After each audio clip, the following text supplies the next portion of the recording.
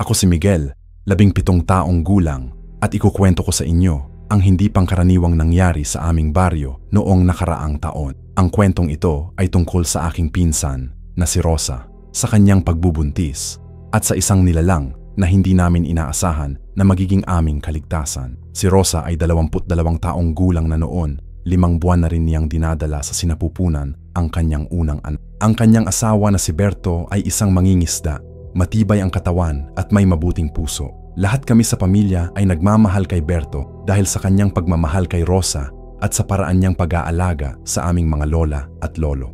Ang lahat ay nagbago noong isang gabing hindi na umuwi si Berto mula sa kanyang pangingisda. Nagsimula kaming mag-alala nang lumaon ang gabi. Si tatay at ang iba pang mga lalaki sa baryo ay nagsama-sama upang hanapin siya sa baybayin. Ang kanilang natagpuan ay hindi ko kailanman makakalimutan. Nakita nila si Berto sa isang mababang bahagi ng dalampasigan, halos walang dugo sa katawan. May mga peklat sa leeg at dibdib na para bang nakagat ng isang malaking hayop. Ang kanyang mga mata ay nakapikit, ngunit sa kanyang mukha ay nakaukit ang takot. Walang tao sa buong baryo na hindi nakaalam kung ano ang gumawa nito kay Berto. Aswang. Nang marinig ni Rosa ang balita, napaiyak siya ng husto. Yakap ko siya habang nanginginig ang kanyang katawan sa sobrang lungkot. Ang kanyang tiyan ay medyo malaki na noon at nakikita ko kung paano niya hinahaplos ito habang umuulunga.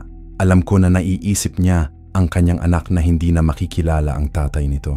Miguel, sabi niya sa akin habang nakatuon ang mata sa kawalan, ano na ang gagawin natin? Hindi ko alam kung paano sasagutin ang tanong na yon. Ako lang naman ay isang 17 taong gulang na estudyante at ngayon ay kailangan kong maging protektor ng aking pinsan at ng kanyang anak na hindi pa ipinanganak. Mula noon, hindi na namin pinayagan si Rosa na lumabas ng bahay. Ang nanay ko at ang iba pang mga babae sa pamilya ay nagkakaisa sa desisyong ito. Sinabi nila na ang mga aswang ay nakaaamoy ng dugo ng mga buntis, lalo na kapag malapit na ang panganganak. Kahit na 5 pa lang ang buwan ni Rosa, ayaw naming magkaroon ng panganib. Ginawa namin ang lahat ng mga tradisyonal na proteksyon. Naglagay kami ng mga dahon ng bawang sa lahat ng pintuan at bintana.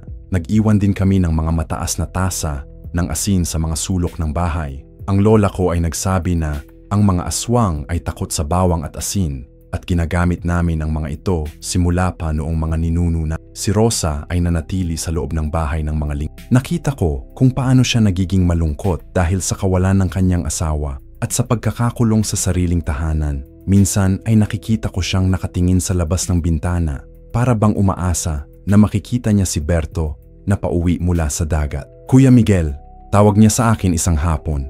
Nakaupo siya sa may bintana, hinahaplos ang kanyang tiyan. Natatakot ako. Lumapit ako sa kanya at umupo sa tabi niya. Bakit natatakot ka? Paano kung hindi ko maprotektahan ang anak ko? Tanong niya habang nakatingin sa kanyang tiyan. Paano kung hindi ako maging sapat na nanay? Hinawakan ko ang kanyang kamay. Rosa, tignan mo ako. Nang tingnan niya ako, nakita ko sa kanyang mga mata ang sobrang lungkot at takot. Magiging magaling kang nanay. Nakikita ko kung paano mo minamahal ang anak mo kahit hindi pa siya ipinanganak at hindi ka nag-iisa. Nandito ang buong pamilya para sa iyo. Tumango siya, ngunit nakita ko na hindi pa rin nawala ang alalahanin sa kanyang mga mata.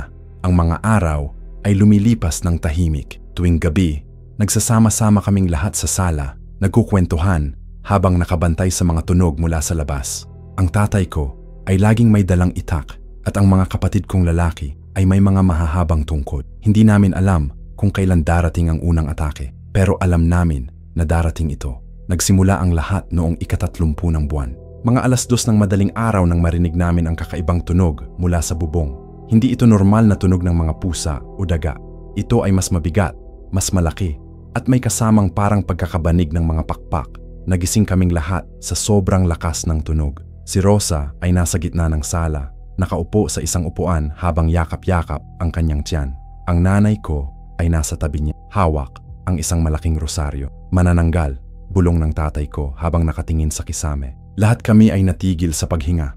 Ang manananggal ay isa sa mga pinakadelikadong uri ng aswang. Ito ay may kakayahang magkawalay ang itaas at ibabang bahagi ng katawan, at ang itaas ay nagiging may pakpak na tulad ng sa paniki. Ang mga daliri nito ay may matutulis na kuko na pwedeng magpunit ng laman at ang mga ngipin nito ay matalas na matalas. Tumungo kaming lahat sa mga bintana at nakita namin ang multo ng nakakatakot na nilalang. Nakita namin ang kalahati ng katawan nito na lumilipad sa paligid ng aming bahay. Ang mga pakpak nito ay malaki at itim at ang mga mata nito ay kumikintab na kulay pula sa dilim. Anong gusto niya?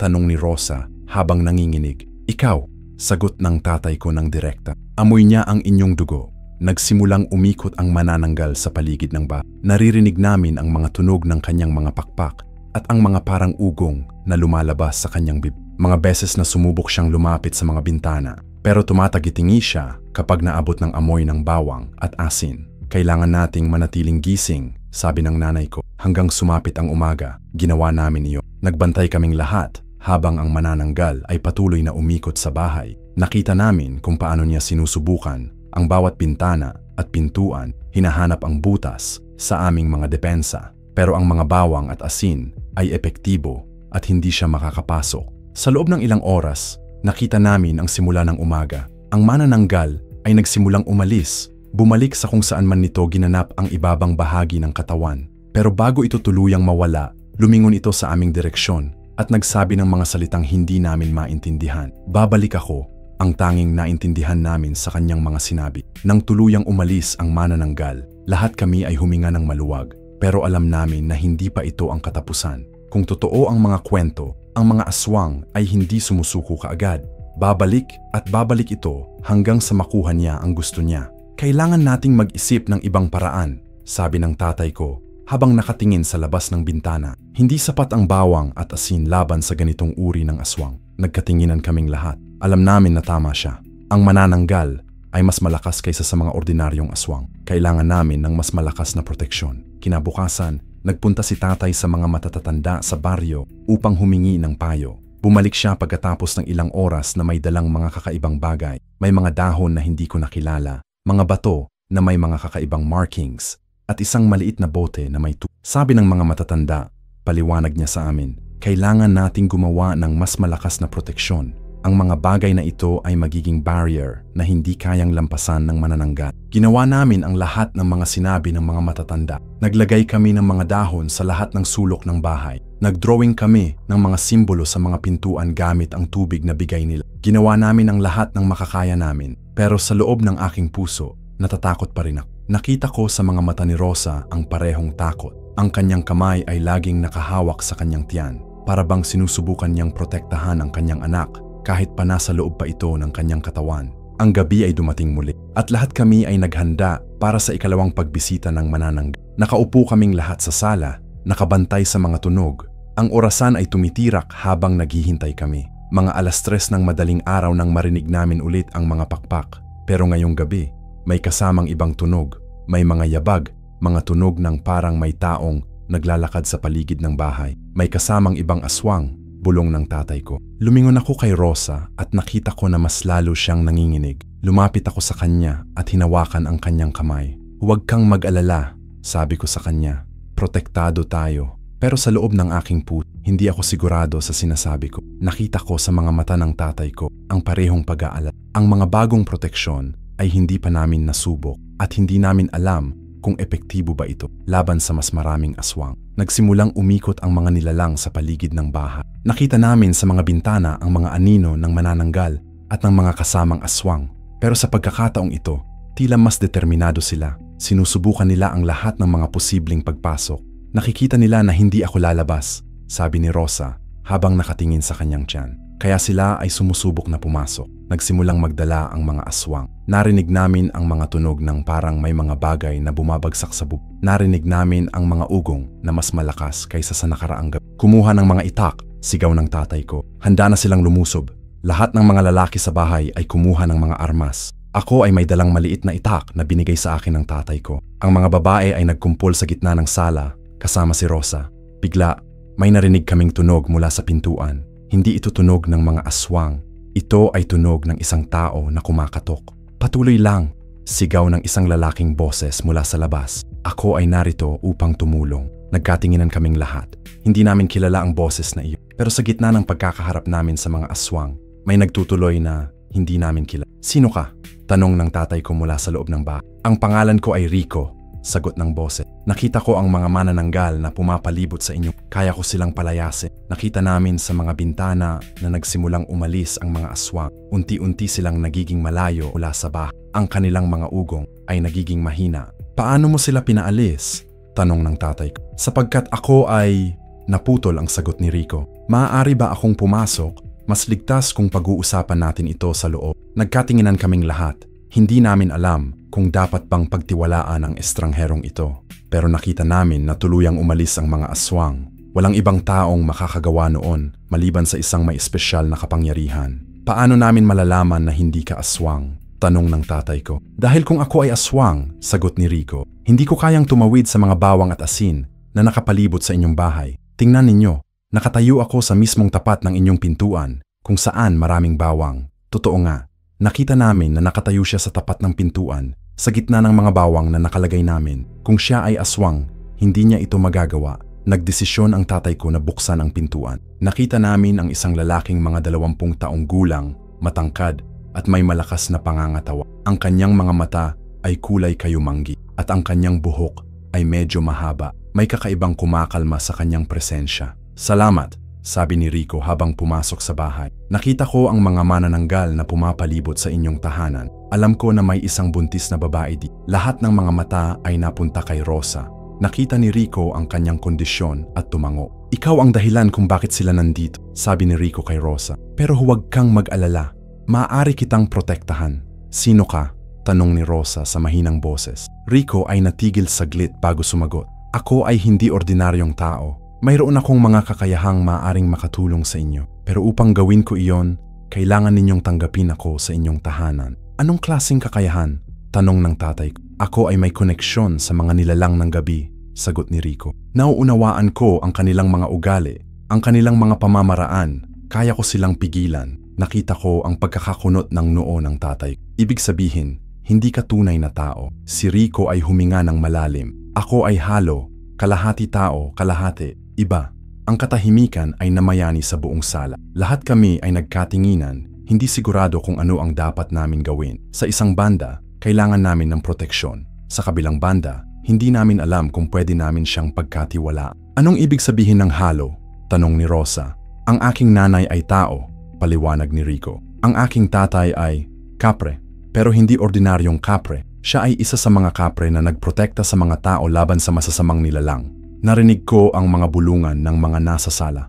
Ang mga kapre ay kilala namin sa mga alamat at kwento. Sila ay mga nilalang na nakatira sa mga puno, kadalasang hindi nakikipag-away sa mga tao. Pero hindi namin alam na may mga kapre na tumutulong sa mga tao. Kung totoo iyon, sabi ng tatay ko, bakit dapat ka namin pagtiwalaan? Sapagkat nakita ninyo na umalis ang mga aswang nang dumating ako, sagot ni Rico. Sapagkat kaya ko silang palayasin sa pamamagitan ng aking presensya lang. At sapagkat tumingin siya kay Rosa, gusto kong protektahan ang babaeng ito at ang kanyang anak. Nakita ko na namumula ang pisngi ni Rosa nang sabihin ni Rico ang mga salitang iyon. May kakaibang emosyon na lumitaw sa kanyang mga mata. Ano naman ang gusto mo kapalit? Tanong ng tatay. Isang lugar na maaari kong tirhan, sagot ni Rico. Isang tahanan. Matagal na akong naglalakbay, naghahanap ng lugar na maaari kong tawaging tahanan. Kung papayagan ninyo akong manatili dito, proprotektahan ko si Rosa at ang kanyang anak hanggang sa siya ay manganak at hanggang sa ligtas na sila. Nagkatinginan kaming lahat. Ang alok ni Rico ay tila makatuwiran. Kailangan namin ng proteksyon at mukhang kaya niya itong ibigay. Pero sa kabilang banda, natatakot kaming tumanggap ng isang nilalang na hindi namin lubos na kilala. Kailangan namin ng panahon para mag-isip, sabi ng tatay ko. Siyempre, sagot ni Rico. Pero sabihin ko sa inyo, babalik ang mga aswang bukas na gabi. At sa susunod na pagkakataon, dadalhin nila ang mas maraming kasama. Kailangan ninyong magdesisyon ngayon. Nakita ko ang takot sa mga mata ni Rosa. Nakita ko rin na naiisip niya ang kanyang anak. Ako ay tumayo at nagsalita.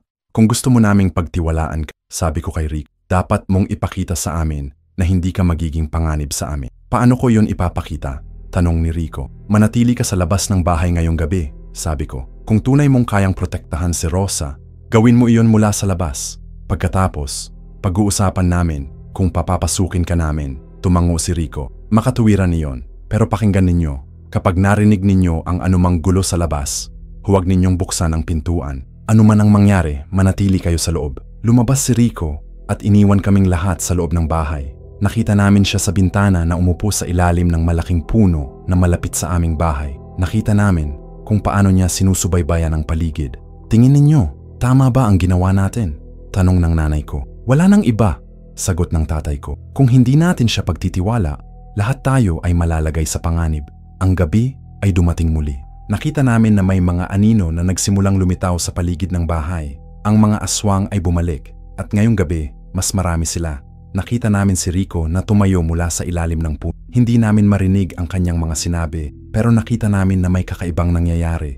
Ang mga aswang ay hindi lumalapit sa bahay. Nakita namin na may takot sila kay Rico. Bigla, narinig namin ang mga sigaw at tunog ng pakikipag-away. Nakita namin na si Rico ay nakikipaglaban sa mga aswang gamit ang kanyang mga kamay lang. Nakita namin kung paano niya hinawakan ang isa sa mga manananggal at hinagis ito sa malayo. Ang labanan ay tumagal ng mahabang panahon. Nakita namin na may kapangyarihan si Rico na hindi namin inaasa. Ang kanyang mga kamay ay nagiging malakas na malakas at ang kanyang mga mata ay nagniningning sa wakas. Lahat ng mga aswang ay tuluyang Si Rico ay nanatiling nakatayo sa gitna ng bakuran, nakatingin sa direksyon na tinungo ng mga nilalang. Nakita namin na may mga sugat siya, pero hindi siya tila nasaktan ng malala. Lumapit siya sa bahay at kumatok sa pintuan. Ligtas na, sabi niya. Umalis na silang lahat. Binuksan namin ang pintuan at nakita namin na totoo nga ang sinabi niya. Walang bakas ng mga aswang sa paligid. Nakita namin din na may mga dugo si Rico sa kanyang mga kamay at damit. Nasaktan ka, sabi ni Rosa habang lumalapit sa kanya. Maliit na sugat lang, sagot ni Rico. Gagaling din ito. Nakita ko kung paano tumingin si Rosa kay Rico. May pagkakaiba sa kanyang mga mata. Hindi lang ito pasasalamat. May kakaibang emosyon na nagsisimula. Papasok ka na, sabi ng tatay ko kay Rico. Napatunayan mo na sa amin na maaari kang pagtiwalaan. Pumasok si Rico sa bahay at mula noon, nagsimula ang kakaibang kasamahan namin sa isang nilalang na kalahating tao, kalahating kapre. Ang mga sumusunod na araw ay naging kakaiba sa aming tahanan. Si Rico ay nanatili sa isang maliit na kwarto sa likuran ng bahay na ginawa namin para sa kanya. Hindi siya mahilig makipag-usap sa simula pero makikita mo sa kanyang mga mata na palaging nakabantay siya. Ang una kong napansin kay Rico ay ang kanyang mga kakayahan na hindi ordinaryo. Isang umaga, nakita ko siyang nag-aayos ng sirang bubong ng bahay gamit lang ang kanyang mga kamay. Walang karayom, walang martilyo, hinawakan niya lang ang mga yero at parang nakikinig sa kanila. Pagkatapos, biglang naging ayos na ang lahat. Paano mo ginawa iyon? Tanong ko sa kanya. Tumingala siya sa akin mula sa kanyang ginagawa. Kaya kong makipag-usap sa mga bagay na galing sa kalikasan, sagot niya. Ang yero ay gawa sa metal na galing sa lupa. Nakikipag-usap ako sa kanya. Sinasabi ko kung ano ang kailangan niyang gawin. Nakakamangha siya. Pero higit pa riyan, nakita ko kung paano niya bantayan si Rosa. Hindi siya masyadong lumalawit sa kanya. Pero palaging nariyan siya kapag kailangan niya ng tulong. Kapag hirap siyang umupo dahil sa kanyang tiyan, si Rico ay nagiging unan. Kapag nahihirapan siyang maabot ang mga bagay, si Rico ay kumuha para sa kanya. Hindi mo kailangang gawin iyon, sabi ni Rosa sa kanya isang hap. Nakita ko silang dalawa sa sala. Si Rico ay nakatayo sa tabi ni Rosa na nakaupo sa sopa. Gusto ko, sagot ni Rico ng simple. Nakita ko na namumula ang pisngi ni Rosa sa sagot na iyon. May kakaibang saya sa kanyang mga mata. Isang emosyon na hindi ko nakita simula noong namatay si Bert. Isang araw, nagtanong ako kay Rico kung ano ang mga laro na alam niya. Nakita ko na nagulat siya sa tanong ko. Bakit mo na itanong? Tanong niya. Kasi gusto kong magturo sa iyo ng laro, sagot ko. Alam mo ba kung ano ang sipa? Umiling siya. Hindi. Ano yon? Kinuha ko ang isang lumang sipa na gawa sa mga balahibo ng manok at mga washers. Ipinakita ko sa kanya kung paano ito laruin. Gamit ang mga paa, sinusubukan mong manatiling nakataas ang sipa sa hangin. Subukan mo. Sabi ko sa kanya habang inabot ang sipa. Tinanggap niya ang sipa at sinubukan. Sa una, hindi niya maabot ng maayos. Pero pagkatapos ng ilang minuto, nakita ko na natututo na siya. Ang kanyang mga galaw ay nagiging mas coordinate at ang kanyang mga paa ay nagiging mas mabilis. Magaling ka, sabi ko sa kanya. Mukhang mabilis kang matuto. Tumawa siya. Ang unang tawa na narinig ko mula sa kanya. Siguro dahil sa kapre na parte ko, mabilis kaming matuto ng mga bagay na may kinalaman sa kilo. Mula noon, araw-araw kaming naglalaro ng sipa sa bakuran. Nakita ko na nagiging masaya si Rico kapag naglalaro. Nakita ko rin na si Rosa ay nanonood sa amin mula sa bintana, nakangiti. Masaya ka ba? Tanong ko kay Rosa isang gabi. Nakaupo kaming dalawa sa labas ng bahay, nakatingin sa mga bituin. Mas masaya ako ngayon kaysa sa nakaraang mga buwan, sagot niya. Alam mo, akala ko ay hindi na ako magiging masaya muli pagkamatay ni Berto. Pero ngayon, tanong ko, huminga siya ng malalim. Ngayon, may pag-asa na ulit ako. Para sa anak ko at para sa sarili ko. Nakita ko na tumingin siya sa direksyon ng kwarto ni Rico. Natatakot ka ba sa kanya? Tanong ko. Hindi, sagot niya kaagad. Nakakagulat, pero hindi ako natatakot. May kakaibang kapayapaan sa kanya. Parang ligtas ako kapag nariyan siya. Nakita ko sa kanyang mga mata na may mas malalim na dahilan sa kanyang kapayapaan. Nakita ko na may lumalaking pagmamahal siya kay Rico. Ang mga linggo ay lumipas ng tahimik. Hindi na bumalik ang mga aswang. Nakita namin na epektibo ang presensya ni Rico sa pagpapaalis sa kanila. Pero nakita ko rin na may mga pagbabago sa kanyang ugali. Nagiging mas malapit siya sa pamilya, lalo na kay Rosa. Nakita ko na palaging may mga maliit na bagay na ginagawa niya para sa kanya. Minsan, nakikita ko siyang nagdadala ng mga bulaklak mula sa bukid. Minsan, nakikita ko siyang nagluluto ng mga pagkaing hindi namin kilala pero masasarap. Saan mo natuto ng mga lutuing iyan? Tanong ko sa kanya habang kumakain kami ng kanyang ginawa na may lasa ng mga dahon at ugat. Mula sa aking tatay, sagot niya. Ang mga kapre ay may kaalaman tungkol sa mga halaman. Alam namin kung alin ang maaaring kainin, alin ang gamot, at alin ang nakakasama. Magtuturo ka sa akin? Tanong ko. Tumango siya. Siyempre, pero dapat maging maingat ka. Ang mga halaman ay may kapangyarihan. Kapag hindi mo ginagamit ng tama, maaari kang masaktan. Nagturo siya sa akin ng mga pangunahing kaalaman tungkol sa mga halaman. Ipinakita niya sa akin kung alin ang maaaring gamitin para sa pagkakasakit ng sikmura, alin ang maaaring gamitin para sa sugat, at alin ang maaaring gamitin para sa pagkakasakit ng... Nakita ko na si Rosa ay nagiging interesado rin sa mga tinuturo ni... Nakita ko na madalas siyang nakikinig kapag nagtuturo si Rico. Maaari rin kitang turuan, sabi ni Rico kay Rosa isang araw. Lalo na ng mga halaman na makakatulong sa iyo kapag nanganak ka na. Nakita ko na tumaas ang mga mata ni Rosa. Totoo ba iyon? Totoo, sagot ni Rico. May mga halaman na makakatulong para hindi ka masyadong masaktan. May mga halaman na makakatulong para mas madaling lumabas ang bata. At may mga halaman na makakatulong para mabilis kang gumaling. Mula noon, nakita ko na mas madalas nilang pag-uusapan ni Rico at Rosa ang mga bagay tungkol sa pagbubuntis. Nakita ko na nagiging mas malapit sila sa isa't isa. Isang gabi, nakita ko silang dalawa na nakaupo sa labas ng bahay. Nakikita ko mula sa bintana na may malalim na pag-uusap. Hindi ko narinig kung ano ang kanilang pinag-uusapan, pero nakita ko na nakangiti silang dalawa. Ano kaya ang pinag-uusapan nila? Tanong ko sa nanay ko. Hayaan mo na sila, sagot niya. Nakikita mo ba kung paano nakangiti si Rosa? Matagal na siyang hindi ganyan kasaya. Totoo nga. Nakita ko na may malaking pagbabago sa kanyang ugali. Nagiging mas masaya siya, mas hopeful, at mas kampante sa kanyang buhay. Pero hindi ko pa rin maiwasang mag-alala. Nakita ko na lumalaki ang tiyan ni Rosa at nalalaman ko na malapit na ang kanyang panganganak. Nakita ko rin na si Rico ay nagiging mas protective sa kanya. Ano ang mangyayari kapag nanganak na si Rosa? Tanong ko kay Rico isang araw habang naglalaro kami ng sipa. Natigil siya sa paglalaro at tumingin sa akin. Bakit mo na itanong?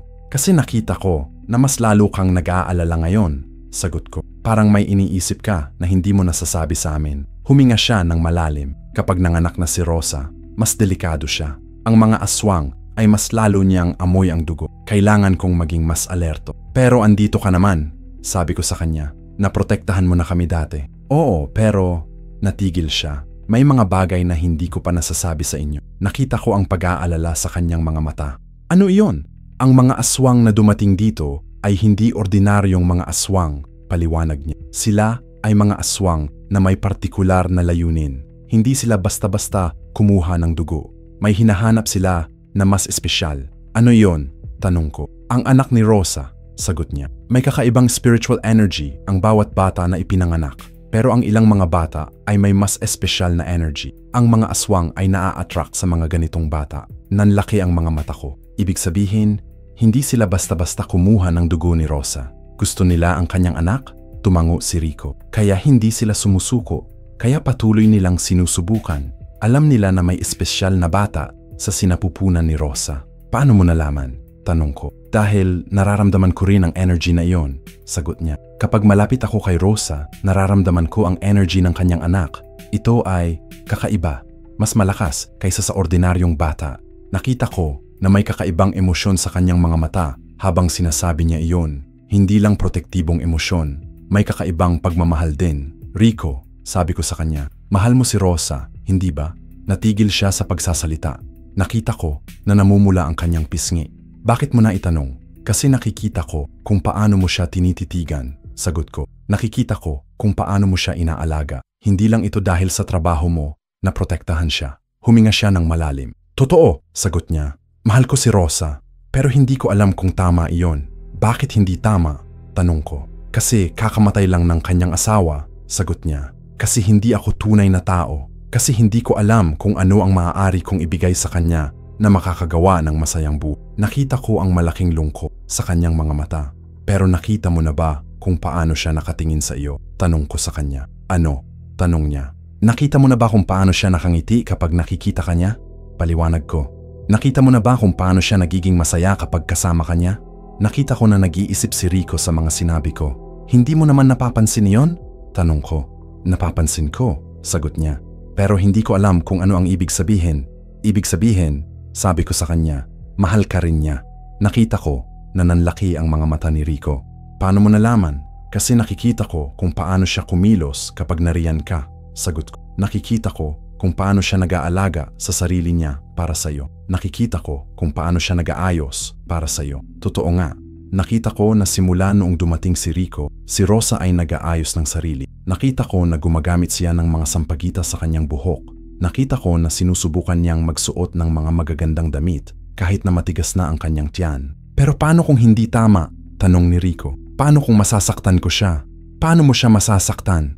Tanong ko. Sa lahat ng nakita ko, ikaw ang taong pinaka nag-aalaga sa kanya. Nakita ko na nag-iisip si Rico sa mga sinabi ko. Miguel, sabi niya sa akin, salamat sa mga sinabi mo. Pero hindi ko pa rin alam kung ano ang dapat kong gawin. Simpleng bagay lang, sagot ko. Sabihin mo sa kanya ang totoo. Sabihin mo sa kanya kung ano ang nararamdaman mo.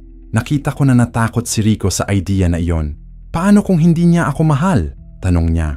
Paano kung mahal ka niya? Sagot ko. Paano kung naghihintay lang siya na sabihin mo ang totoo? Nakita ko na nag-iisip si Rico sa mga sinabi ko.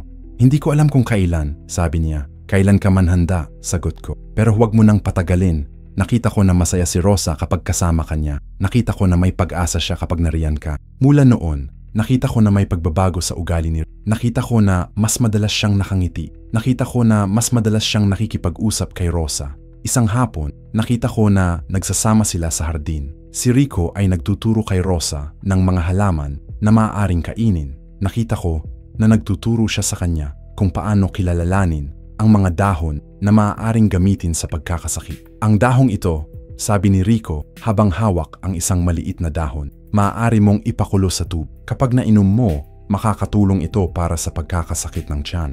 Paano mo nalaman lahat ng ito? Tanong ni Rosa. Mula sa aking tatay, sagot niya. Ang mga kapre ay may malalim na koneksyon sa kalikasan. Pinagsasama namin ang kaalaman ng mga tao at ang kaalaman ng mga nilalang ng kalikasan. Nakita ko na interesado si Rosa sa mga sinasabi ni Rico. Magtuturo ka sa akin ng marami pang mga bagay? Tanong niya. Kung gusto mo, sagot niya. Magtuturo ako sa iyo ng lahat ng alam ko. Nakita ko na lumaki ang ngiti ni Rosa. Gusto ko, sabi niya. Gusto kong matuto ng mga bagay na maaaring makatulong sa anak ko. Magtuturo ako sa iyo ng mga lulabyan na ginagamit ng mga kapre, sabi ni Rico. Ang mga lulabyan na ito ay may kapangyarihan na magprotekta sa mga bata habang natutulog. Nakita ko na talagang nagustuhan ni Rosa ang ideya na iyon. Pwede bang marinig ko ang isa? Tanong niya. Kumanta si Rico ng isang lulabian na hindi ko narinig dati. Ang kanyang boses ay mababa at nakakalma. Ang mga salita ay hindi ko maintindihan, pero nakita ko na nakakalma ito kay Rosa. Ang ganda, sabi ni Rosa pagkatapos kumanta ni Rico. Ano ang ibig sabihin ng mga salita? Nagdarasal sa mga espiritu ng kalikasan na protektahan ang bata. Paliwanag ni Rico. Hinihiling namin na gumawa ng invisible na barrier sa paligid ng bata para sa mga masasamang nilalang ay hindi makakakaming. Nakita ko na mas lalo pang nagustuhan ni Rosa ang explanation na iyon. Kakaiba ka talaga, sabi niya kay Rico. Sa mabuti o sa masama? Tanong ni Rico. Sa mabuti, Sagot ni Rosa habang nakangit. Sa napakamabut, nakita ko na namumula ang pisngi ni Rico sa sinabi ni Rosa. Nakita ko rin na may kakaibang emosyon sa kanyang mga mata. Mga araw na lumipas, nakita ko na mas lalo pang naging malapit sina Rico at Rosa. Nakita ko na may mga pagkakataon na nakikita ko silang hawak ang mga kamay ng isa't isa. Nakita ko na may mga pagkakataon na nakikita ko silang nakayakap. Pero nakita ko rin na may mga pagkakataon na tila nag-aalala si Rico. Nakita ko na may mga gabi na hindi siya natutulog, nakabantay sa paligid ng bahay. May problema ba? Tanong ko sa kanya isang gabi. Nakita ko siyang nakatayo sa labas ng bahay, nakatingin sa kadiliman. Nararamdaman ko na may paparating. Sagot niya. May kakaibang energy sa hangin, parang may naghahanap. Ang mga aswang ba? Tanong ko. Hindi, sagot niya. Ibang nilalang, mas delikado. Nakita ko ang pag-aalala sa kanyang mga mata. Ano ang gagawin natin? Tanong ko. Kailangan nating maging mas maingat, sagot niya. Kailangan nating siguraduhin na palaging may nagbabantay kay Rosa. Mula noon, nakita ko na si Rico ay laging naka-alerto. Nakita ko na hindi siya nakakapagpahinga ng maayos. Nakita ko rin na si Rosa ay nagiging mas natatakot. Ano kaya ang paparating? Tanong ni Rosa sa akin isang araw. Hindi ko alam, sagot ko. Pero narito si Rico. Protektado tayo. Nakita ko na hindi pa rin nawala ang takot sa kanyang mga mata. Miguel, sabi niya sa akin, natatakot ako para sa anak ko. Bakit? Tanong ko. Kasi nakikita ko kung paano nag-aalala si Rico. Sagot niya. Nakikita ko na may kakaibang nangyayari. Natatakot ako na hindi ko maprotektahan ang anak ko. Hinawakan ko ang kanyang kamay. Rosa, magtiwala ka kay Rico. Nakita mo na kung paano niya tayo protektahan dati. Gagawin niya ulit yon. Tumango siya, pero nakita ko na hindi pa rin nawala ang takot sa kanyang mga mata. Ang gabi ay dumating at nakita namin na tama ang hinala ni Rico. May kakaibang tunog sa paligid ng bahay. Hindi ito tunog ng mga aswang na dati namin narinig. Ito ay mas tahimik, mas delikado. Sino kaya iyon? Tanong ko kay Rico. Hindi ko pa alam, sagot niya. Pero sigurado ako na hindi sila ordinary na aswang. Nakita namin na may mga anino na gumagalaw sa paligid ng bahay. Pero ang mga anino na ito ay kakaiba. Hindi sila gumagalaw tulad ng mga aswang. Sila ay mas organized, mas methodical. Parang may plano sila. Bulong ko kay Rico. Tama ka, sagot niya. At ang plano nila ay hindi lang simpleng pagkuha ng dugo. Nakita ko na mas lalo pang naging tensed si Rico. Nakita ko na naghanda siya para sa isang malaking laban. Ang mga sumusunod na gabi ay naging mas tensed sa aming tahanan. Nakita namin na ang mga nilalang na pumapalibot sa amin ay hindi ordinaryong aswang. Sila ay mas organized, mas intelligent, at mas delikado. Kailangan nating mag-usap, sabi ni Rico sa aming pamilya isang umaga. Nakita ko sa kanyang mga mata na may mahahalagang bagay siyang sasabihin. Nagtipon-tipon kaming lahat sa sala. Si Rosa ay nakaupo sa gitna. Ang kanyang kamay ay nakahawak sa kanyang tiyan na mas lalo ng 6 na buwan na siyang buntis. At nakita ko na mas lalo siyang naging alerto sa mga pangyayari sa paligid. Ang mga nilalang na pumapalibot sa atin, nagsimula ni Rico, ay hindi basta-basta aswang. Sila ay mga aswang na may master, may leader na nag-uutos sa kanila. Sino ang leader na yon? Tanong ng tatay ko. Hindi ko pa sigurado, sagot ni Rico. Pero sa mga na-observe ko, mukhang may particular na mission sila. Hindi sila nandito para lang kumain ng dugo o manggulo. May hinahanap sila. Lahat kami ay nakatingin kay Rosa. Nakita ko na mas lalo siyang nanginginig. Ang anak ko ba? Tanong niya. Hindi ko pa sigurado, sagot ni Rico. Pero posible iyon. Ang spiritual energy ng inyong anak ay napaka-unique. Maaaring may espesyal na layunin ang mga aswang na ito. Nakita ko na lumapit si Rico kay Rosa at hinawakan ang kanyang kamay. Pero hindi ko hahayaang mangyari iyon, sabi niya sa kanya. Proprotektahan kita.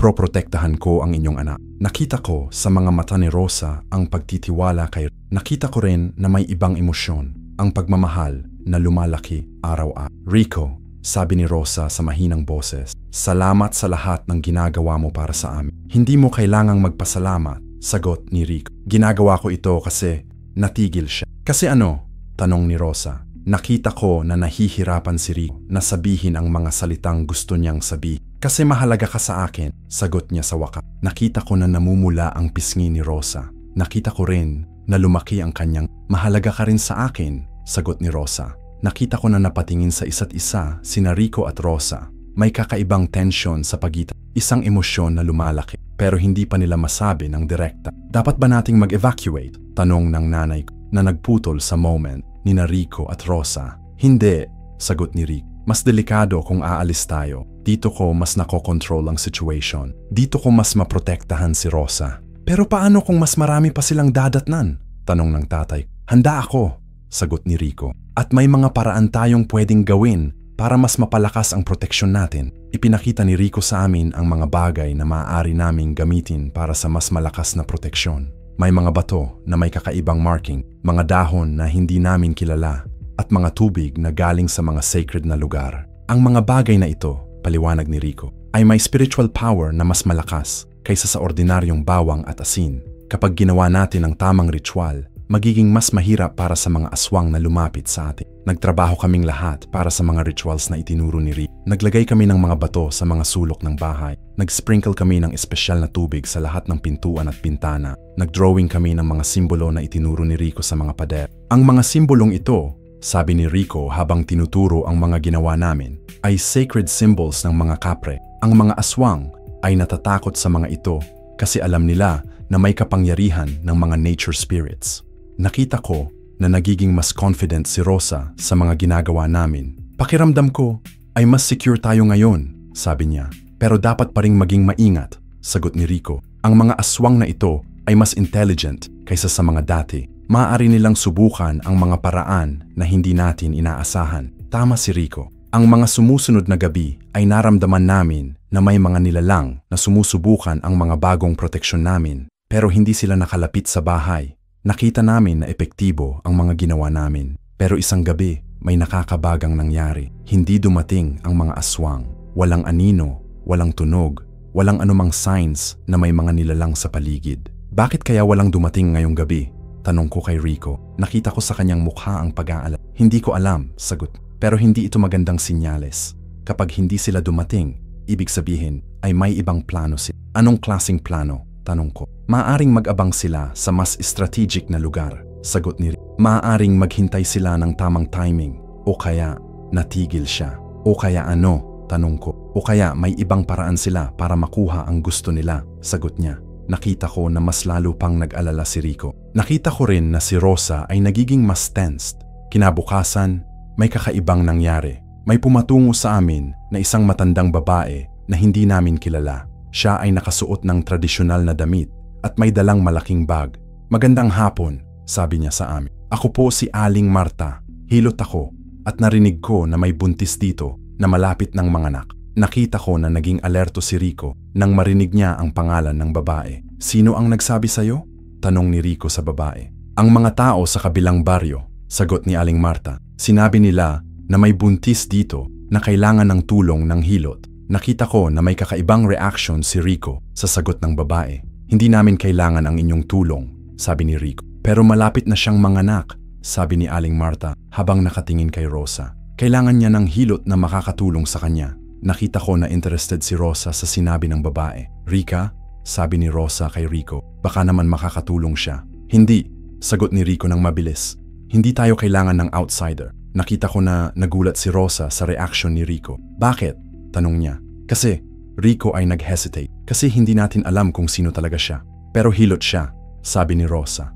Maaari siyang makatulong sa akin. Nakita ko na may internal conflict si Rico. Ayaw niyang magpapadala ng stranger. Pero nakita ko rin na gustong-gusto ni Rosa na magkaroon ng tulong. Papayagan ko kayo na mag-usap, sabi ni Rico sa wakas. Pero ako ay manatili dito. Pumasok si Aling Marta sa bahay at nagsimulang makipag-usap kay Rosa. Nakita ko na may kakaibang kaalaman siya tungkol sa pagbubuntis. Nagtanong siya kay Rosa ng mga bagay na hindi namin naisip na itanong. Kumusta ang paggalaw ng bata? Tanong ni Aling Marta. Madalas siyang gumagalaw, sagot ni Rosa, lalo na sa gabi. Iyon ay magandang sinyales, sabi ni Aling Marta. Ibig sabihin ay healthy ang bata. Nakita ko na natutuwa si Rosa sa mga sinasabi ng hilot. Nakita ko rin na si Rico ay nakabantay sa bawat kilos ni Aling Marta. Maaari ko bang hawakan ang inyong tiyan? Tanong ni Aling Marta kay Rosa. Tumango si Rosa. Hinalapan ni Aling Marta ang tiyan ni Rosa at nagsimulang mag-examine. Ang bata ay nasa tamang posisyon, sabi ni Aling Marta. Pero nakikita ko na medyo malaki siya. Maaring mahirap ang panganganak. Nakita ko na nag-alala si Rosa sa sinabi ng hilot. Ano ang pwede nating gawin? Tanong niya. May mga herbal na pwede nating gamitin, sagot ni Aling Marta. May mga traditional na paraan para mas madaling maging ang panganganak. Nakita ko na interesado si Rosa sa mga sinasabi ng hilot. Pero nakita ko rin na si Rico ay hindi komportable sa situation. Ano ang mga herbal na yon? Tanong ni Rico. May mga dahon at ugat na pwedeng ipakulo, sagot ni Aling Marta. Kapag ininom ni Rosa, magiging mas relax ang kanyang katawan para sa panganganak. Saan mo makukuha ang mga iyon? Tanong ni Rico. May dala akong mga ito, sagot ni Aling Marta habang binubuksan ang kanyang bag. Nakita ko na may mga kakaibang dahon at ugat sa bag ng hilot. Nakita ko rin na may mga bote na may kakaibang liquid. Ano iyan? Tanong ni Rico habang tumuturo sa mga bote. Mga essential oils na makakatulong kay Rosa, sagot ni Aling Marta. Pwede nating i-massage sa kanyang tiyan para mas maging comfortable siya. Nakita ko na may kakaibang reaction si Rico sa mga sinasabi ng hilot. Parang may hindi siya nagtitiwala sa babae. Salamat po, sabi ni Rosa kay Aling Marta. Kailan po ako pwedeng simulan ang mga gamot na iyon? Pwede nang ngayon, sagot ni Aling Marta. Pero mas maganda kung ako ang magbigay sa iyo para sure na tama ang dosage. Hindi, sabi ni Rico bigla. Hindi ko papayagan na ibigay mo kay Rosa ang mga iyon. Nakita ko na nagulat lahat sa sudden na reaction ni Rico. Bakit? Tanong ni Rosa. Kasi hindi natin alam kung ano ang laman ng mga iyon, sagot ni Rico. Hindi natin alam kung safe ba para sa iyo at sa inyong anak. Nakita ko na na-offend si Aling Marta sa sinabi ni Rico. Hilot ako, sabi niya. Matagal na akong tumutulong sa mga buntis. Hindi ako magbibigay ng anumang makakasama. Hindi kita kilala, sagot ni Rico. Hindi kita pagtitiwalaan. Nakita ko na may tensyon na nagsisimula sa pagitan ni Rico at ni Aling Marta. Nakita ko rin na nalilito si Rosa sa nangyayari. Rico, sabi ni Rosa, bakit ka galit sa kanya? Hindi ako galit, sagot ni Rico. Pero nararamdaman ko na may kakaibang energy sa kanya. Nakita ko na nagbago ang ekspresyon ni Aling Marta sa sinabi ni Rico. Ano ang ibig mong sabihin? Tanong niya. Ikaw ba ay ordinaryong hilot lang? Tanong ni Rico direkta. Oo, sagot ni Aling Marta. Bakit mo na itanong?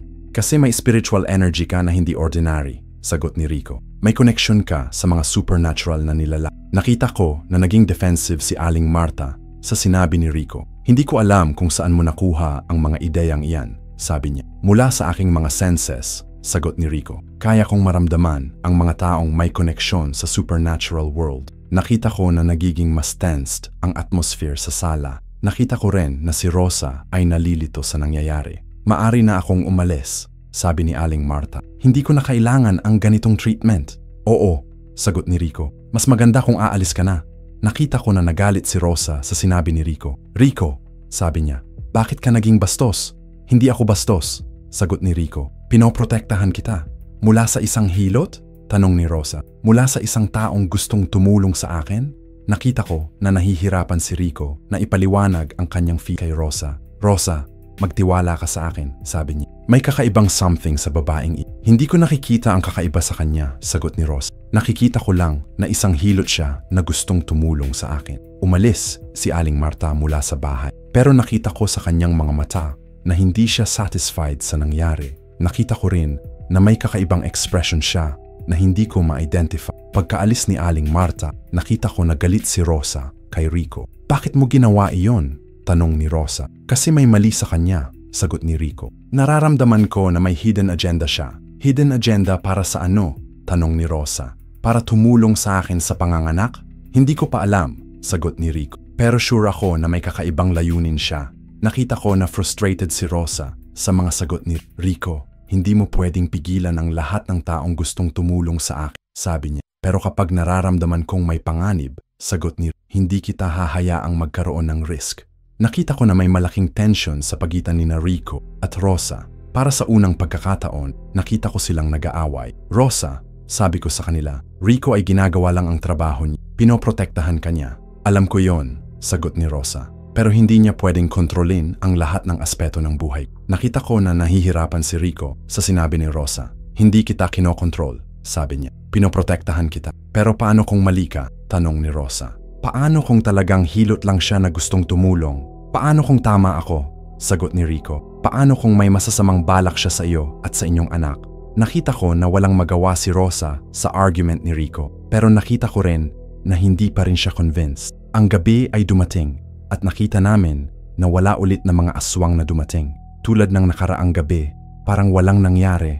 Ito na nga ang sinasabi ko, sabi ni Rico. May kakaibang plano ang mga aswang. Ano kaya yon? Tanong ko. Hindi ko pa alam, sagot ni Rico. Pero sure ako na connected si Aling Marta sa mga nangyayari. Kinabukasan, nakita namin na bumalik si Aling Marta. Pero ngayong beses, hindi siya mag-isa.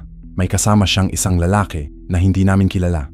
Magandang umaga, sabi ni Aling Marta. Bumalik ako kasi naisip ko na may maaari pa akong maitulong kay Rosa.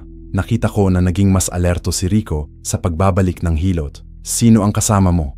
Tanong ni Rico sa babae. Ito si Dante, sagot ni Aling Marta. Siya ay isa ring healer. Dalawa kaming makakatulong kay Rosa para sa kanyang panganganak. Nakita ko na may kakaibang energy si Dante. May kakaibang way siya ng pagtingin sa amin, lalo na kay Rosa. Hindi namin kailangan ang inyong tulong, sabi ni Rico. Pero Rosa ay malapit ng manganak, sabi ni Aling Marta. Kailangan niya ng professional na tulong. Nakita ko na nag-hesitate si Rosa sa sinabi ng hilot. May parte sa kanya na gustong makatanggap ng tulong, pero may parte rin na nagtitiwala kay Rico. Rico, sabi ni Rosa, siguro naman ay okay lang kung makakausap natin sila? Hindi, sagot ni Rico ng mabilis. Mas delikado na ngayon, may kasama na siya. Nakita ko na may kakaibang smirk si Dante sa reaction ni Rico. Parang natutuwa siya sa conflict na nangyayari. Takot ka ba sa amin? Tanong ni Dante. Hindi ako takot, sagot ni Rico. Pero alam kong hindi kayo ang mga taong inakala ninyo. Nakita ko na nagbago ang ekspresyon ni Aling Marta at Dante sa sinabi ni Rico. Parang may nabunot na mask sa kanilang mga mukha. Talino mo, sabi ni Dante kay Rico. Nakita mo agad kung sino kami. Nakita ko na nanlaki ang mga mata ni Rosa sa sinabi ni Dante. Ano ang ibig mong sabihin? Tanong niya. Ibig kong sabihin, sagot ni Dante, ay hindi kami ordinary na mga healers. Nakita ko na nagsimulang mag-transform si Dante. Ang kanyang mga mata ay nagiging kulay pula at ang kanyang mga ngipin ay nagiging matalas.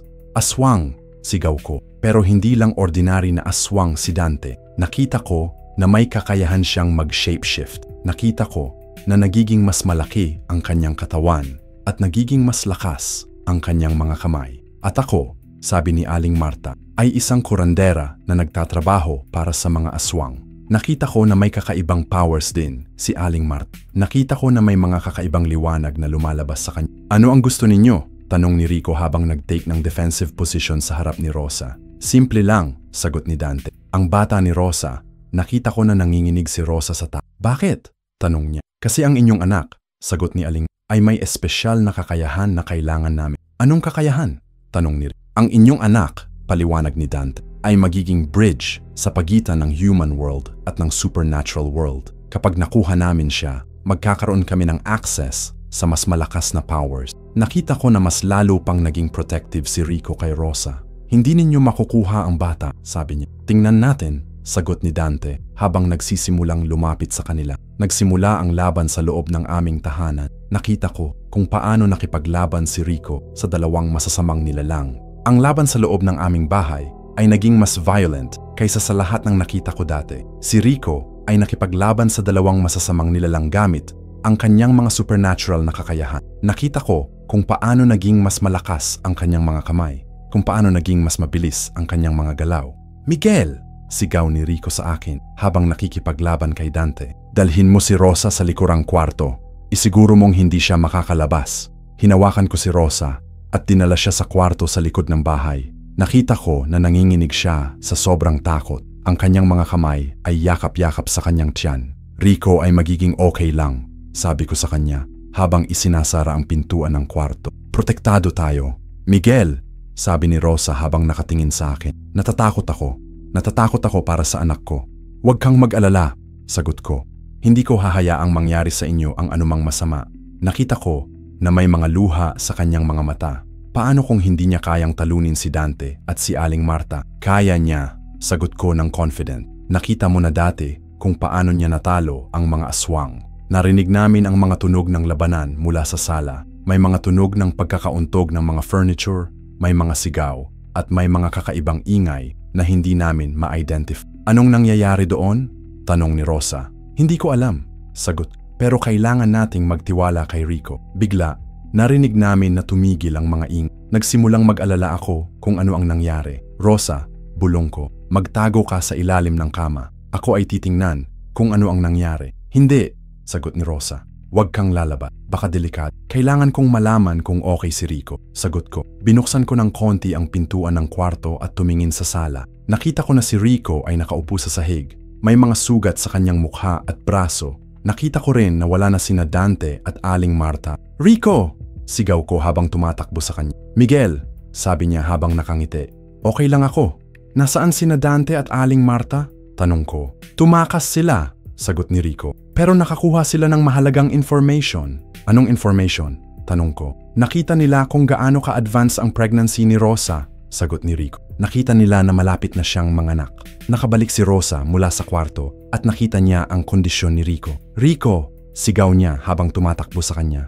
"Okay lang ako," sabi ni Rico kay Rosa. "Pero kailangan nating mag-prepare. Babalik sila at sa susunod na pagkakataon, mas handa sila." "Ano ang gagawin natin?" tanong ni Rosa. "Kailangan nating mag-strengthen ng mga defenses natin," sagot ni Rico. "Kailangan nating gumawa ng mas malakas na proteksyon. Nagtrabaho kaming lahat para sa mga bagong proteksyon. Ginawa namin ang lahat ng mga sinabi ni Rico. Naglagay kami ng mas maraming sacred stones, nagdrawing kami ng mas maraming protective symbol, at nagprepare kami ng mas maraming traditional weapon. Ang mga bagay na ito, paliwanag ni Rico habang tinuturo ang mga ginawa namin, ay magiging mas effective laban sa mga aswang na tulad ni Dante at Aling Marta. Nakita ko na mas confident si Rosa sa mga ginagawa namin. "Pakiramdam ko ay mas safe tayo ngayon," sabi niya. "Pero kailangan pa ring maging maingat," sagot ni Rico. "Ang mga aswang na iyon ay mas intelligent kaysa sa mga dati nating naharap." Ang mga araw ay lumipas at nakita namin na hindi pa bumabalik sina Dante at Aling Marta. Pero nakita ko rin na si Rico ay palaging naka-alert. Hindi siya nakakapagpahinga ng maayos. "Rico," sabi ko sa kanya isang gabi, "kailangan mo ring magpahinga." "Hindi ako makakapagpahinga habang may panganib," sagot niya. "Hindi ako makakapagpahinga habang hindi ko alam kung kailan sila babalik." Nakita ko na si Rosa ay nag-aalala rin sa kondisyon ni Rico. "Rico," sabi niya sa kanya, "hindi mo mapoprotektahan ako kung hindi ka nagpapahinga." "Pero," nagsimula si Rico. "Walang pero," putol ni Rosa. "Kailangan mo ng tulog, kailangan mo ng pahinga." Nakita ko na may kakaibang tension sa pagitan ni Rico at Rosa. Hindi ito tulad ng dati. May mas malalim na emosyon na lumalabas. "Rosa," sabi ni Rico sa mahinang boses. "Natatakot ako." "Natatakot sa ano?" tanong ni Rosa. "Natatakot akong hindi kita maprotektahan," sagot ni Rico. "Natatakot akong may mangyaring masama sa iyo at sa inyong anak." Nakita ko na lumapit si Rosa kay Rico at hinawakan ang kanyang mukha. "Rico," sabi niya, "tingnan mo ako." Tumingin si Rico kay Rosa. Nakita ko sa kanyang mga mata ang pagod, ang pag-aalala at ang pagmamahal. "Hindi mo kailangang mag-worry ng sobra," sabi ni Rosa kay Rico. "Nandito ka para sa amin. Iyon ang sapat na." "Pero paano kung hindi ako maging sapat?" tanong ni Rico. "Ikaw ay sapat na," sagot ni Rosa. "Ikaw ay higit pa sa sapat." Nakita ko na may mga luha sa mga mata ni Rico sa mga sinabi ni Rosa. "Rosa," sabi niya, "may gusto akong sabihin sa iyo." "Ano iyon?" tanong ni Rosa. "Mahal kita," sabi ni Rico. "Mahal na mahal kita." Nakita ko na nanlaki ang mga mata ni Rosa sa mga salitang iyon, pero hindi siya nagulat. Parang matagal na niyang hinihintay na marinig ito. "Mahal din kita," sagot ni Rosa. "Mahal na mahal din kita." Nakita ko na yumakap sina Rico at Rosa sa isa't isa. Nakita ko kung paano nila hinawakan ang mga kamay ng isa't isa. Nakita ko ang pagmamahal na lumalaki sa pagitan nila. Pero sa gitna ng masayang moment na iyon, may narinig kaming ingay mula sa labas. May mga tunog ng mga yapak, mga bulong, at mga kakaibang tunog na hindi namin "Bumalik na sila," sabi ni Rico, habang biglang nagiging alerto. Nakita namin sa mga bintana na may mas maraming nilalang sa paligid ng bahay. Hindi lang sina Dante at Aling Marta. May mga kasamahan sila na hindi namin nakita dati. "Ilang sila?" tanong ko kay Rico. "Marami," sagot ni Rico. "Mas marami kaysa sa inaasahan ko." Nakita namin na may mga manananggal, may mga tiktik, at may mga ibang uri ng aswang sa paligid ng bahay. Nakita namin rin na may mga taong kasama nila na mukhang mga kurandero din tulad ni Aling Marta. "Ano ang gagawin natin?" tanong ni Rosa habang yakap-yakap ang kanyang "Lalaban tayo," sagot ni Rico. "Pero sa pagkakataong ito, mas organized sila. Kailangan nating maging mas strategic." Nagsimulang lumapit ang mga aswang sa bahay, pero nakita namin na hindi sila basta-basta sumusulong. Sila ay nag-arrange ng sarili sa paligid ng bahay, parang nag-surround sa amin. "Gusto nilang itrap tayo," sabi ni Rico. "Gusto nilang siguraduhin na hindi tayo makakapagtago o makakatakas. Pero may mga proteksyon tayo," sabi ko. "Oo," sagot ni Rico. "Pero nakita mo na may mga kurandero silang kasama. Maaari nilang counter ang mga proteksyon natin." "Totoo nga," Nakita namin na ang mga kuranderang kasama ni Dante at Aling Marta ay nagsimulang mag-chant ng mga words na hindi namin maintindihan. Nakita namin na may mga kakaibang liwanag na lumabas sa kanilang mga kamay. Sinusubukan nilang in-neutralize ang mga proteksyon natin, sabi ni Rico. Matagumpay ba sila? Tanong ko. Hindi ko pa alam, sagot ni Rico. Pero kailangan nating mag-prepare para sa possibility na makakapasok sila. Naghanda kaming lahat para sa laban. Ang tatay ko at ang mga kapatid kong lalaki ay kumuha ng mga itak at mga mahahabang tungkod. Ang mga babae ay nag-gather sa gitna ng sala kasama si Rosa. Rosa, sabi ni Rico, kailangan mo na bang mag-prepare para sa panganganak? Nakita ko na nabigla si Rosa sa tanong ni Rico. Bakit mo na itanong?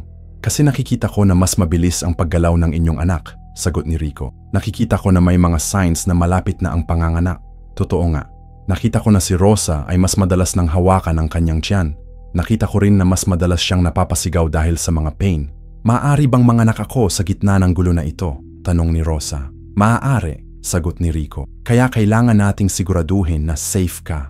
Bigla, narinig namin ang malakas na tunog mula sa pintuan. Ang mga aswang ay nagsimulang sumubok na pumasok sa bahay. Nakita namin na may epekto ang mga ginawa ng mga kurandero. Ang aming mga proteksyon ay nagiging mas weak. Hindi na sila natatakot sa mga proteksyon natin. Sabi ni Rico, kailangan nating mag-fall back sa physical na defenses. Nagsimula ang laban. Nakita ko kung paano nakipaglaban si Rico sa mga aswang na nakapasok sa bahay. Nakita ko rin kung paano nakipaglaban ang tatay ko at ang mga kapatid kong lalaki. Pero nakita ko rin na overwhelmed kami. Masyadong marami ang mga aswang. Masyadong organized ang kanilang attack. Miguel! Sigaw ni Rico sa akin. Dalhin mo si Rosa sa isang secure na lugar. Saan? Tanong ko. Sa basement, sagot ni Rico. May secret room doon na hindi nila makita. Hinawakan ko si Rosa at dinala siya sa basement. Totoo nga, may secret room sa basement na hindi namin napansin dati. Paano mo nalaman ang room na ito? Tanong ko kay Rico. Nakita ko iyon nung unang gabi ko dito, sagot ni Rico. Ginawa ko itong backup plan para sa mga emergency na tulad nito. Inilagay namin si Rosa sa secret room. Nakita ko na may mga supplies doon. May pagkain, may tubig, at may mga medical supplies. Rico, sabi ni Rosa, huwag mong iiwan ako. Hindi kita iiwan, sagot ni Rico. Pero kailangan kong lumaban sa mga aswang para ma-protect ka. Pero paano kung may mangyaring masama sa iyo? Tanong ni Rosa. Hindi mangyayari iyon, sagot ni Rico. Proprotektahan kita hanggang sa dulo. Nakita ko na may mga luha sa mga mata ni Rosa. Rico, sabi niya, mahal kita. Mahal din kita, sagot ni Rico. At dahil mahal kita, gagawin ko ang lahat para ma-protect ka. Yumakap sina Rico at Rosa sa isa't isa. Nakita ko kung paano nila hinawakan ang mga kamay ng isa't isa. Parang ayaw nilang magkalayo. Miguel, sabi ni Rico sa akin, manatili ka dito kasama si Rosa. Protektahan mo siya. Pero paano ka naman? Tanong ko. Kaya ko ang mga aswang, sagot ni Rico. Pero kailangan kong malaman na safe si Rosa. Umalis si Rico mula sa secret room at bumalik sa laban. Naiwan kami ni Rosa sa basement, nakikinig sa mga tunog ng labanan sa itaas. Ano kaya ang nangyayari sa itaas? Tanong ni Rosa. Hindi ko alam, sagot ko. Pero magtiwala tayo kay Rico. Bigla, narinig namin na tumigil ang mga ingay sa itaas. Nagsimulang mag-alala ako kung ano ang nangyari. Rosa, sabi ko, manatili ka dito. Tingnan ko kung ano ang nangyari. Hindi, sagot ni Rosa. Huwag kang aalis. Kailangan kong malaman kung okay si Rico, sagot ko. Umakyat ako sa basement at tumingin sa sala. Nakita ko na walang tao. Walang Rico, walang mga aswang, walang anumang signs ng laban. Rico, sigaw ko, pero walang sumagot. Bumalik ako sa basement at sinabi kay Rosa ang nakita. Wala silang lahat, sabi ko sa kanya. Parang nawala lahat.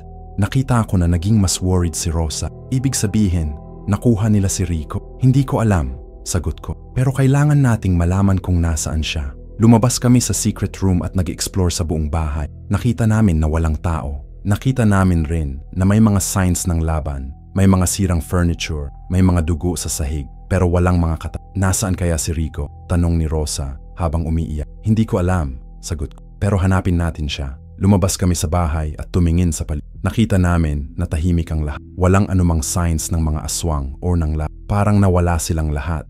Bigla, narinig namin ang isang malakas na sigaw mula sa direksyon ng kagubatan. Kilala namin ang boses na iyon. Rico! Sigaw ni Rosa. Nakita namin sa malayo na may liwanag sa kagubatan. Nakita namin rin na may mga anino na gumagalaw. Nandun siya, sabi ko kay Rosa. Dalhin nila si Rico sa kagubatan. Kailangan nating tulungan siya, sabi ni Rosa.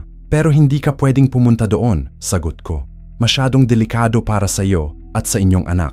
Hindi ko hahayaang mangyari kay Rico ang anumang masama, sabi ni Rosa ng determinado. Nakita ko sa kanyang mga mata na desidido siya. Nakita ko rin na hindi ko siya mapipilit na manatili sa bahay. Sige, sabi ko sa kanya, pero kailangan nating maging maingat. Naglakad kami patungo sa kagubatan, sumusunod sa mga tunog ng laban. Nakita namin na may malaking clearing sa gitna ng kagubatan na may napakalaking bahay kubo. Nandun sila, sabi ko kay Rosa habang tumuturo sa bahay kubo. Nakita namin na may mga aswang sa paligid ng bahay kubo. Nakita namin rin na may mga kurandero na nag-chant ng mga kakaibang mga salita. Ano kaya ang ginagawa nila kay Rico? Tanong ni Rosa. Hindi ko alam kung paano sasagutin ang tanong na yon. Pero alam ko na kailangan naming tulungan si Rico. Rosa, sabi ko, handa ka ba sa kung anumang makikita natin doon? Handa ako, sagot ni Rosa ng determinado. Handa akong gawin ang lahat para kay Rico. Nakita ko sa kanyang mga mata ang pagmamahal at ang determinasyon. Nakita ko rin na handang irisgo ang sarili para sa taong mahal niya. Tara, sabi ko sa kanya, tulungan natin si Rico. Nagsimula kaming maglakad patungo sa bahay kubo sa gitna ng kagubatan. Nakita ko na si Rosa ay determinado, pero nakita ko rin na nahihirapan siya dahil sa kanyang kondisyon. Ang kanyang tiyan ay malaki na at ang kanyang paggalaw ay naging mas mabagal. Rosa, sabi ko sa kanya, sigurado ka bang kaya mo? Kaya ko, sagot niya ng matatag. Kailangan ko si Rico. Nang makarating kami sa malapit sa bahay kubo, narinig namin ang mga boses mula sa loob. Nakita namin na may mga aswang na nagbabantay sa paligid pero hindi nila napansin ang aming pagdating. Ano ang plano natin? Bulong ni Rosa sa akin. Kailangan nating makapasok sa bahay kubo, bulong ko pabalik. Pero kailangan nating maging maingat para hindi tayo makita ng mga bantay. Naghanap kami ng paraan para makapasok. Nakita namin na may likurang entrance ang bahay kubo na walang nagbabantay. Dahan-dahan kaming lumapit doon.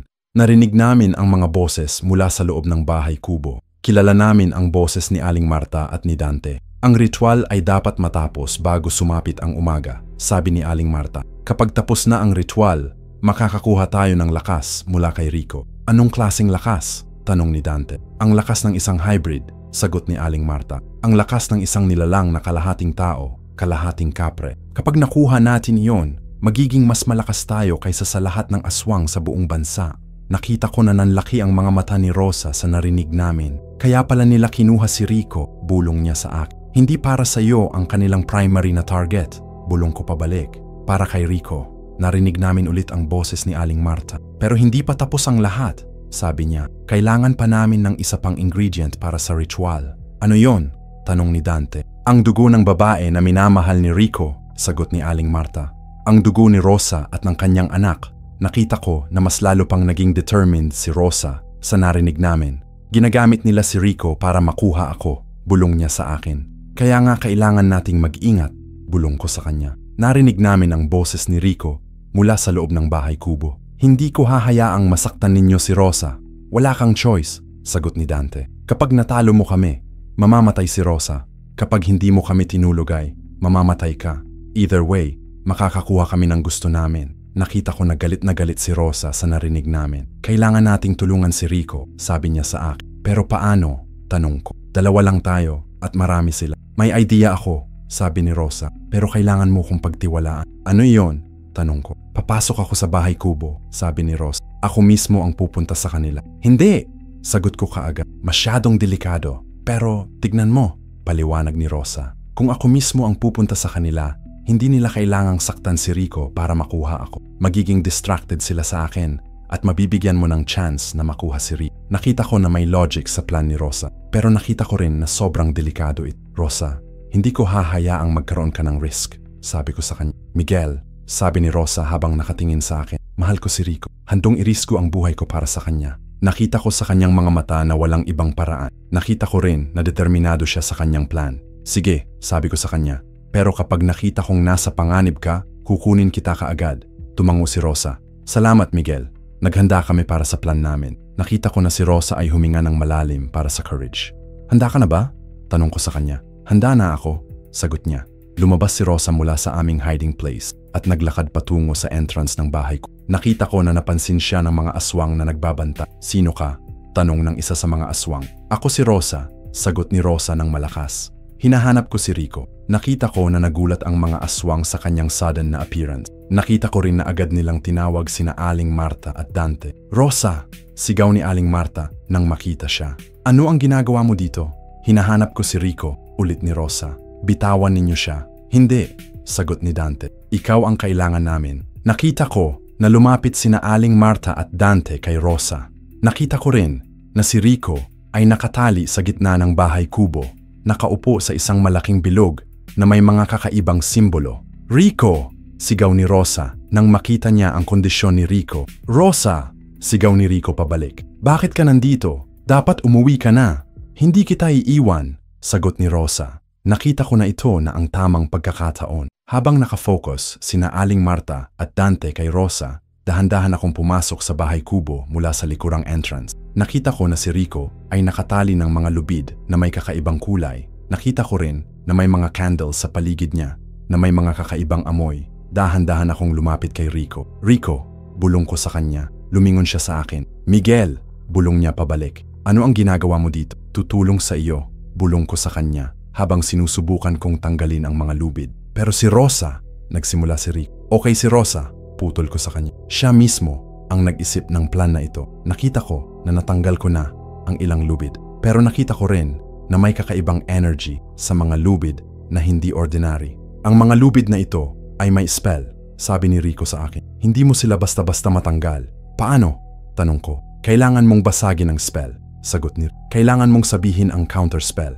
Ano ang counterspell? Tanong ko. Hindi ko alam, sagot ni Rico. Hindi ko pa natutunan ang ganitong magic. Nakita ko na mas lalo pang complicated ang situation. Pero nakita ko rin na kailangan kong mag-isip ng paraan. Bigla, narinig ko ang boses ni Rosa mula sa harap ng bahay kubo. Aling Marta, sabi niya. Ano ang gusto ninyo sa akin? Simpleng bagay lang, sagot ni Aling Marta. Ang inyong dugo at ang dugo ng inyong anak. Para saan? Tanong ni Rosa. Para sa ritual na gagawing si Rico mas malakas, sagot ni Aling Marta. Kapag nagawa namin iyon, siya ay magiging pinakamalakas na aswang sa buong mundo. Pero hindi si Rico ay aswang, sabi ni Rosa. Hindi pa, sagot ni Dante. Pero magiging aswang siya kapag natapos ang ritual. At kapag nangyari iyon, magiging puppet namin siya. Nakita ko na galit si Rico sa narinig niya. Hindi ninyo ako gagawin puppet, sigaw niya. Tingnan natin, sagot ni Dante habang lumalakad patungo sa kanya. Nakita ko na kailangan kong mag-act ng mabilis. Sinubukan kong tanggalin ulit ang mga lubid, pero nakita ko na hindi pa rin ito gumagana. Bigla, naalala ko ang mga tinuturo ni Rico sa akin tungkol sa mga halaman. Naalala ko na sinabi niya na may mga halaman na may protective powers. Nakita ko na may mga dahon sa bulsa ko. Mga dahon na binigay ni Rico sa akin dati para sa protection. Sinubukan kong ilagay ang mga dahon sa mga lubid. Miguel, sabi ni Rico sa akin, ano ang ginagawa mo? Sinusubukan kong gamitin ang mga dahon na binigay mo sa akin. Sagot ko. Nakita ko na may nangyaring kakaiba. Ang mga lubid ay nagsimulang mag-smoke nang mahalagang ang mga dahon dito. Gumagana, bulong ni Rico. Patuloy mo. Inilagay ko ang lahat ng dahon na nasa bulsa ko sa mga lubid. Nakita ko na mas lalo pang nag-smoke ang mga lubid at nagsimula silang magkaputol. Malapit na, sabi ni Rico. Onti pa. Nakita ko na nagsimulang magkaputol ang mga lubid. Pero nakita ko rin na narinig ni na Aling Marta at Dante ang ingay. May tumutulong kay Rico, sigaw ni Aling Marta. Nakita ko na lumalakad si Dante patungo sa direksyon namin. Nakita ko rin na kailangan kong mabilis na tanggalin ang mga natitira pang lubid. Miguel, sabi ni Rick, takbo na. Aalisin ko na ang natitira. Hindi, sagot ko. Hindi kita Nakita ko na si Dante ay malapit. Pero nakita ko rin na muntik nang mawala ang lahat ng lubid. Tapos na, sabi ni Rico habang tumaayo. Nakita ko na si Rico ay naging libre na. Nakita ko rin na nagsimula na siyang mag-transform pabalik sa kanyang full powers. Dante! Sigaw ni Rico habang humaharap sa aswang. Nagsimula ang laban sa pagitan ni Rico at Dante. Nakita ko kung paano nakipaglaban si Rico gamit ang kanyang buong lakas. Miguel! Sigaw ni Rico sa akin habang nakikipaglaban. Tulungan mo si Rosa! Tumakbo ako patungo sa harap ng bahay kubo kung nasaan si Rosa. Nakita ko na si Aling Marta ay hawak-hawak na si Rosa at may daladalang blade. Aling Marta! Sigaw ko. Bitawan mo si Rosa! Lumingon si Aling Marta sa akin. Sino ka para mag-utos sa akin? Tanong niya. Ako ang pinsan ni Rosa, sagot ko. At hindi ko hahayaang masaktan mo siya. Nakita ko na tumatawa si Aling Marta sa sinabi ko. Ano ang magagawa mo sa akin? Tanong niya. Nakita ko na kailangan kong mag-isip ng paraan para matulungan si Rosa. Pero nakita ko rin na si Rosa mismo ay may plano. Aling Marta, sabi ni Rosa, ano ang mangyayari kapag kinuha ninyo ang dugo ko? Magiging mas malakas si Rico, sagot ni Aling Marta. Pero magiging puppet namin siya. Pero paano kung hindi totoo ang sinasabi ninyo? Tanong ni Rosa. Ano ang ibig mong sabihin? Tanong ni Aling Marta. Paano kung ang totoo ay magiging mas malakas si Rico pero hindi ninyo siya makokontrol? Paliwanag ni Rosa. Nakita ko na nagsimulang mag-isip si Aling Marta sa sinabi ni Rosa. Imposible iyon, sabi niya. Pero paano kung possible? Tanong ni Rosa. Paano kung mabackfire sa inyo ang ritual? Nakita ko na nagsimulang mag-doubt si Aling Marta. Nakita ko rin na ito ang tamang pagkakataon para kumuha si Rosa. Biglang hinila ni Rosa ang blade mula sa kamay ni Aling Marta at tumakbo patungo sa akin. Miguel! Sigaw ni Rosa. Takbo na tayo! Tumakbo kaming dalawa patungo sa direksyon ng laban ni Rico at Dante. Nakita namin na si Rico ay nananatalo na sa laban. Rico! Sigaw ni Rosa. Lumingon si Rico at nakita niya na libre na si Rosa. Rosa! Sigaw niya pabalik. Nakita ko na bigla namang naging mas malakas si Rico dahil sa relief na libre na si Rosa. Nakita ko kung paano niya natalo si Dante gamit ang isang malakas na suntok. Dante! Sigaw ni Aling Marta. Nang makita niyang natalo ang kanyang kasama, lumapit si Aling Marta kay Rico na may dalang mas malaking blade. Ako na mismo ang magtatapos sa iyo, sigaw niya. Pero bago pa siya makarating kay Rico, nakita ko na may kakaibang nangyari kay Rosa. Nagsimula siyang napapasigaw. Rosa, sigaw ko. Ano ang nangyayari? Ang bata, sigaw ni Rosa. Paparating na ang bata! Nakita ko na nagsimulang manganak si Rosa sa gitna ng laban. Nakita ko rin na si Rico ay agad namang tumakbo patungo sa kanya. Rosa! Sigaw ni Rico habang yakap-yakap siya. Okay ka lang ba? Ang bata ay paparating na, sagot ni Rosa habang napapasigaw. Nakita ko na natigil si Aling Marta sa kanyang pag-attack dahil sa nangyayari. Nakita ko rin na may kakaibang liwanag na nagsimulang lumabas mula kay Rosa. Ano iyon? Tanong ko. Ang spiritual energy ng bata, sagot ni Rico. Lumabas na siya mula sa sinapupunan ni Rosa. Nakita ko na ang liwanag ay nagiging mas maliwanag. Nakita ko rin na si Aling Marta ay nagiging takot sa nangyayari. Imposible, sigaw ni Aling Marta. Hindi pwedeng ganito kalakas ang spiritual energy ng isang bata. Pero nakita namin na totoo nga. Ang liwanag na lumalabas mula kay Rosa ay nagiging sobrang liwanag na hindi namin makita ang paligid. Rico, sabi ni Rosa habang napapasigaw. Huwag mo akong iiwan. Hindi kita iiwan, sagot ni Rico habang hawak-hawak ang kanyang kamay. Nakita ko na nagsimulang mag-transform si Aling Marta. Nagsimula siyang maging mas malaki, mas delikado. Pero nakita ko rin na natatakot siya sa liwanag na lumalabas mula kay Rosa. Ang bata na yon, sabi ni Aling Marta, ay hindi ordinary na bata. May espesyal na power siya na hindi namin inaasahan. Bigla, narinig namin ang iyak ng sanggol. Nakita namin na ipinanganak na ni Rosa ang kanyang anak. Babae, sabi ni Rico habang nakangiti. Ang inyong anak ay babae. Nakita ko na umiiyak si Rosa sa sobrang saya. Nakita ko rin na si Rico ay umiiyak din sa sobrang tuwa. Pero nakita ko rin na hindi pa tapos ang laban. Si Aling Marta ay nagsimula ulit na lumapit sa amin. Ngayon na nandito na ang bata, sabi ni Aling Marta, mas madaling kunin ang kanyang powers. Pero nang lumapit siya kay Rosa at sa sanggol, may kakaibang nangyari. Ang sanggol ay nagsimulang mag-glow ng sobrang liwanag na naging sunugan kay Aling Marta. Ah! Sigaw ni Aling Marta habang umaatras. Sobrang lakas ng powers ng bata na ito. Nakita namin na ang liwanag na lumalabas sa sanggol ay mas malakas kaysa sa lahat ng mga proteksyon na ginawa namin dati. Ang mga aswang ay hindi makalapit sa amin. Ang inyong anak, sabi ni Rico kay Rosa, ay natural na protektado. May sarili siyang powers na nagpoprotekta sa kanya at sa mga taong mahal niya. Nakita ko na tuluyang umalis si Aling Marta at ang mga natitira pang aswang. Hindi nila kayang talunin ang powers ng sanggol. Tapos na, sabi ni Rico. Ligtas na tayong lahat. Nakita ko na yumakap sina Rico at Rosa habang yakap nila ang kanilang sanggol. Nakita ko kung paano nila tingnan ang isa't isa na puno ng pagmamahal. Ano ang pangalan ng bata? Tanong ko sa kanya. Tala, sagot ni Rosa. Tala, dahil siya ang aming star, ang aming liwanag sa gitna ng kadilim. Nakita ko na ngumiti si Rico sa pangalan na pinili ni Rosa. Perfect. sabi niya. Tala, umuwi kaming lahat sa bahay at nakita ko na ang buong pamilya ay sobrang tuwa sa pagdating ni Tala. Nakita ko rin na si Rico ay tuluyang naging bahagi ng aming pamilya. Ang mga sumusunod na araw ay naging peaceful. Nakita namin na hindi na bumabalik ang mga aswang. Ang presence ni Tala ay sapat na para protektahan ang buong baryo. Rico, sabi ni Rosa sa kanya isang gabi, salamat sa lahat. Hindi mo kailangang magpasalamat, sagot ni Rico. Ginawa ko lang ang tama. Hindi, sabi ni Rosa. Ginawa mo ang higit pa sa tama. Ginawa mo ang lahat para sa amin. Nakita ko na yumakap sina Rico at Rosa. Nakita ko rin na si Tala ay nakangiti sa kanyang mga magulang. Ano ang susunod na mangyayari sa atin? Tanong ni Rosa. Magiging pamilya tayo, sagot ni Rico. Magiging masayang pamilya. Nakita ko na totoo nga ang sinabi ni Rico. Sa mga sumusunod na buwan, nakita ko kung paano sila naging masayang pamilya. Nakita ko kung paano nag-alaga si Rico kay Rosa at kay Tala. At nakita ko rin na si Tala ay lumalaki na may mga kakaibang kakayahan. May mga pagkakataon na nakikita ko siyang nakikipag-usap sa mga halaman. May mga pagkakataon din na nakikita ko siyang may liwanag na lumalabas sa kanyang mga kamay. Ang inyong anak, sabi ko kay Rico at Rosa, ay may espesyal na mga kakayahan.